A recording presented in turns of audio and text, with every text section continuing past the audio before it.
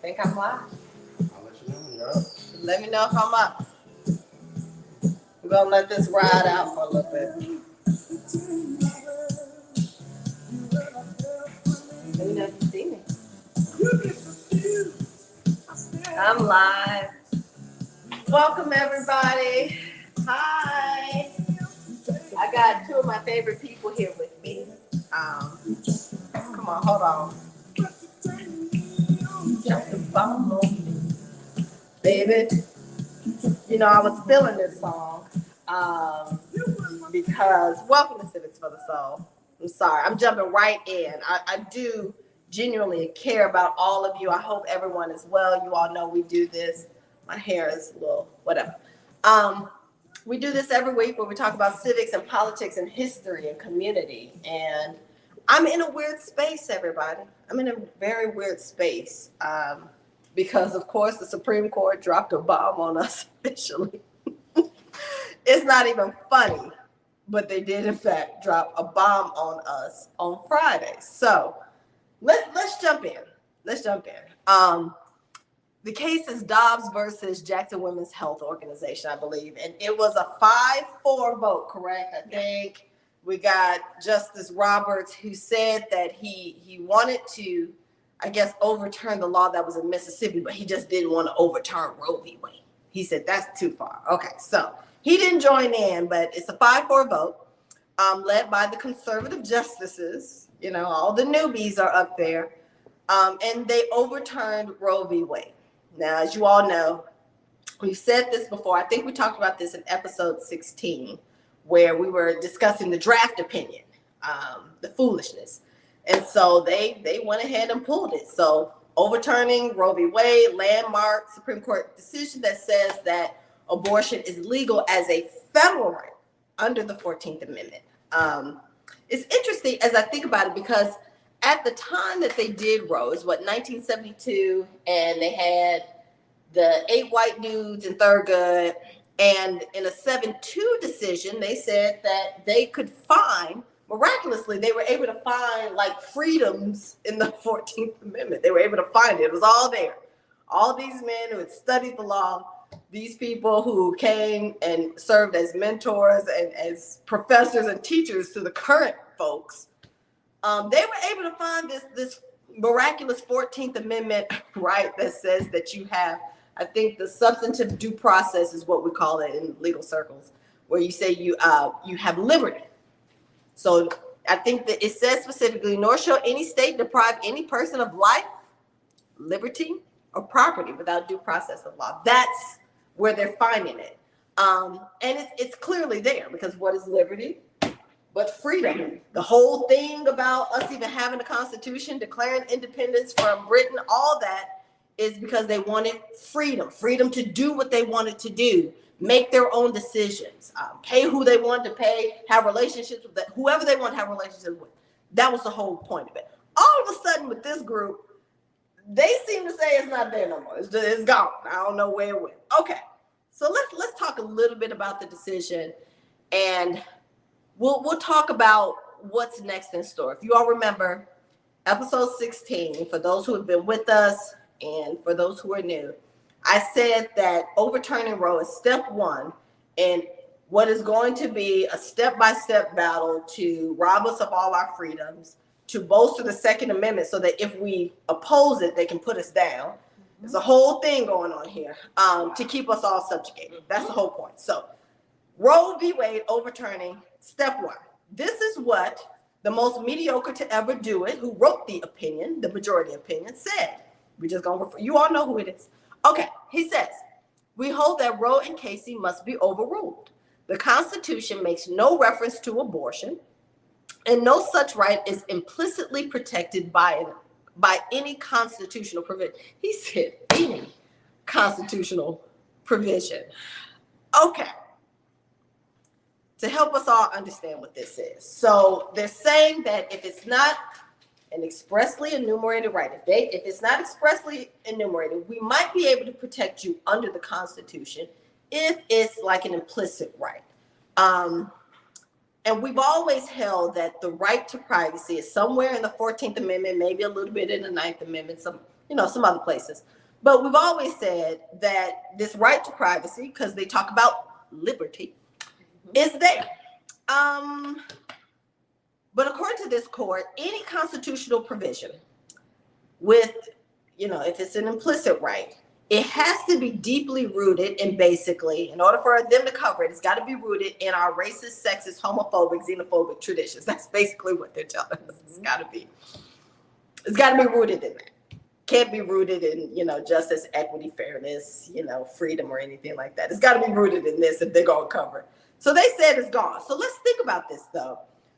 In the past, 50 years, who are all the people who have, received rights? We got the women, we got the blacks, we got Asian Americans, we got gay, lesbian, queer. Everybody else, other than rich white landowners, basically, has received their rights in the past 50 years. They're saying, to hell with that. If you got it in the past 50 years, that's not deeply rooted in our tradition, so we're not going to cover it. So they will not recognize rights under the Constitution. Then comes other Justice Brett Kavanaugh. This is what he says. Did he have a concurring opinion or did he just join the majority? Anyway, this is what Brett said. He says, to be clear, then the court's decision today does not outlaw abortion throughout the United States. On the contrary, the court's decision properly leaves the question of abortion for the people and their elected representatives in the democratic process. Let me tell you how much Brett is a bald-faced lie, okay? Because what Brett wants you to honestly believe is that all of a sudden the 14th Amendment does not say what it actually says. Right. All of a sudden, there's no freedom there. All kinds of people, even the racists and the landowners, somehow were able to find freedom in our Constitution. They're telling you, you have no freedom. But this is what he wants you to do. He's trying to corral us to say, this is what you ought to do. If you want to be protected, then go pursue an act of Congress. Now, for those of y'all who don't know, we can get protection a number of ways. One is under the Constitution. Two, we can go to Congress, get them to pass an act. That's where both sides of the House and the Senate, pass it, reconcile the bill, president signs it. It becomes an act of Congress, right? You can get your laws with that. He's saying, why don't y'all just go through that process, knowing full well they had already got that rigged. They already got it rigged, but they're trying to tell you that's the best way. You just need to go to Congress or go to your states and get your rights there. Don't worry about this Constitution that's supposed to cover everybody, the 14th Amendment that's supposed to give power to everyone and all of their rights. Don't worry about that. Freedom ain't there. It's not there because freedom ain't free. Whatever. Brett.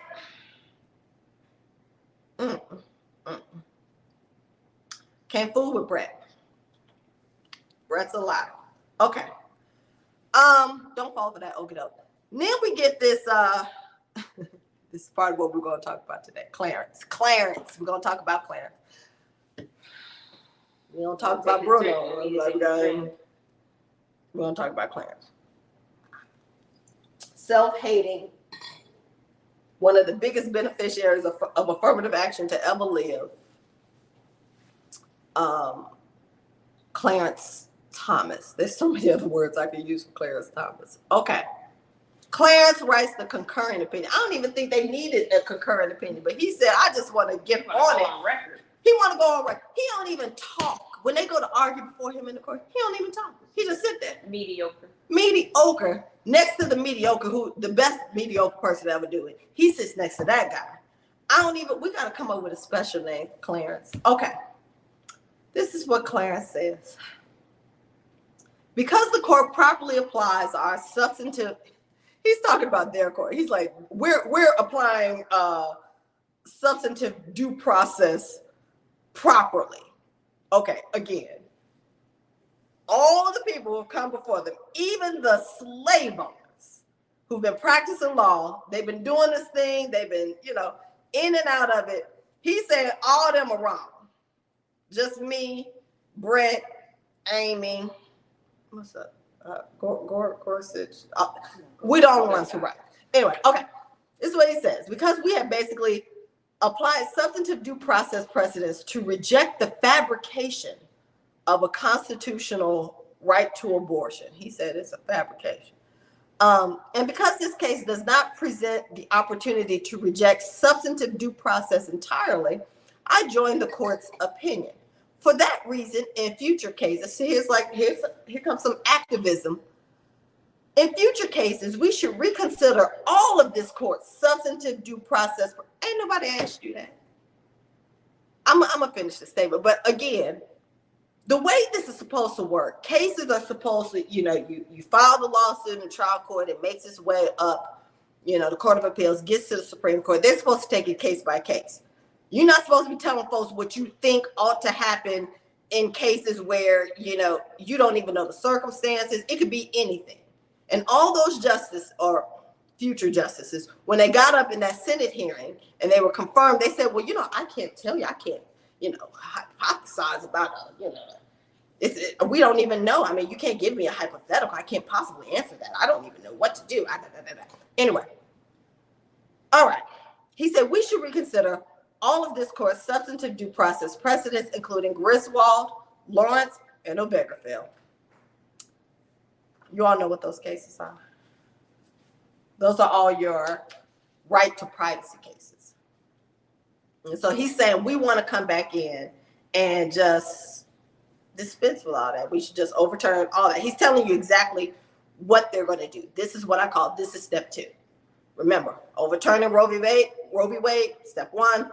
This is step 2. Let me tell you quickly what those cases were. Griswold, that was the one rule that the Constitution protects liberty. Here's that word again, liberty, freedom. The liberty of married couples to buy and use contraceptives. You all want to get birth control or you want to plan your family. I thought that was a right that we had. Plan when you want to have children, how you want to have them. Because again, you're supposed to be taking care of these kids, right? Okay. Well, Griswold said that we had the right. It's found under the 9th and the 14th Amendment. That 14th Amendment. Lawrence v. Texas. Court ruled that criminal punishment of those who commit sodomy are unconstitutional. It reaffirmed this concept of a right to privacy under the 14th Amendment. Even though it's not expressly enumerated, it doesn't matter. It's there because of that word it's there, that Brett and them and Clarence, everybody's trying to tell you it's not there. It's there. Okay. Obergefell. Court ruled that the fundamental right to marry is guaranteed to same-sex couples under both what? The Due Process Clause and the Equal Protection Clause of the 14th Amendment. All those cases, all those judges, all those years being judges, learning the law, studying the Constitution, all those people were able to somehow find liberty because it's expressly enumerated. In my view, it's expressly enumerated because that's what it says, liberty, you have a liberty. They were able to give you, the right to privacy. All of a sudden, Clarence and them, they said, you ain't got it. Here's the problem. We cannot let them get away with this. I mean, they've been gone too far, but we really, really, really cannot let them get away with this. This is silliness. They are trying to tell you that what is actually there is not there. Some may have problems with what I'm saying. Who's the lady? There's a lady who was just at, was it a Trump rally? What she say? I want to thank you for white life. What did she say? Thank you for. She thanked Trump for what he's done to preserve white lives, white values, whiteness, supremacy. Child. Thank you for preserving white supremacy. Is what basically is white supremacy. That's what this is. The congressman in response is it Cornyn, in response to Obama. So former President Obama said something about Roe. I guess he made a statement. He's been. I will say this. Now we got some issues here and there with President Obama and what we feel like he could have done back in the day. But one thing he's been consistent about is he said that Trump was a bad decision and it was all going to go downhill from there and that we're going to have to fight for this democracy. He did say that. Yep. I give him that. He was consistent on that point. So he makes a statement about Roe, and the guy says, now do Plessy versus Ferguson, Brown v. Board. Yep. Now, there's some people trying to explain that away, saying, well, he wasn't trying to say they coming for Brown v. Board. No, they are. They are. That's probably going to be about step 4 or 5. We got a couple more steps in between. That is the ultimate step. That is the ultimate no secret. step. We have it on good authority that is the ultimate step. Step 1, Roe v. Wade, overturn it. Step 2, all the right to privacy cases. Probably going to get some affirmative action in there. I think that's up, which is interesting. Again, Clarence Thomas, the biggest benefactor of affirmative action ever. I had a friend who sent me an article, Leon Higginbotham, as you all know, civil rights advocate and jurist, historian, federal court judge, I think for like 30 years. One of the best to ever do it at Yale. Since Thurgood Marshall. Yeah. Yes. And so he sent an open letter to, I think, Clarence Thomas right after he was confirmed for the court. And basically and correct me, he's sort of saying, look, you got this opportunity to either you can completely dismantle all the gains, all the civil rights that we've made. You could be that person, or you could be someone who stands up for it. You got an opportunity here. And he's saying this to him because he's like, it's almost as if you sort of disassociate yourself from yourself. Interesting. Martha Stewart said, Clarence Thomas doesn't even know he's a black man. Wow. Hilarious. He said the type of mental gymnastics Clarence Thomas has to do to sort of disassociate himself and to sit there knowing that he would not be there if not for all of the equal rights, civil rights, human rights gains that we've made. And if not for all of these interpretations, particularly that Thurgood Marshall helped to interpret. So I don't even know what to say about. He's being used as a tool, a deliberate and intentional tool to dismantle civil rights gains. And Liam Higginbotham suspected as much in his open letter decades ago. I don't get now you done heard it. I know you done heard it. He's being deliberately used as a tool. They already knew about him. They put him up there on purpose. We all knew that. Anita everybody tried to tell us. And you're right, this was his way of trying to say, I suspect this is who you are. It's interesting. Higginbotham does say, he's like, people are wondering why I'm doing it now. Basically, he said, I'm saying this for the record. That's what he wanted to do. He said, we got to put this on record that we saw this. We saw the plan. We know who you are. But, he did it all scholarly and, professional. It's all wonderful. Use all kinds of wonderful big words that we love. But at the end of the day, he's putting it on the record. We know who you are. We see you. We've been seen you. And he is proved to be every bit willing to be a tool of white supremacy, as we all suspected. Back in 1991? Is that when he was confirmed? Like 91 or something? I can't remember. So we're gonna have to continue to deal with Clarence. I don't know how he and his wife have been able to continue, because interestingly, in the 14th Amendment, it also talks about, I think it's section 3 or something, talks about, what happens to people when there's an insurrection. You try to aid and abet an insurrection. So it's going to be interesting. Maybe this is why he wants to diminish and completely reinterpret what the 14th Amendment means, because he knows what that means for him and his wife, Jenny, aiding and abetting an insurrection. Don't let people tell you that you don't have life, liberty, freedom. Don't let people tell you that. It's there. It's been there. It precedes the Constitution. We always had it. We had a right to life, which is why we could not understand how people could, with a straight face, say that they owned other people. You can't own anybody else. How'd that happen? How, Sway?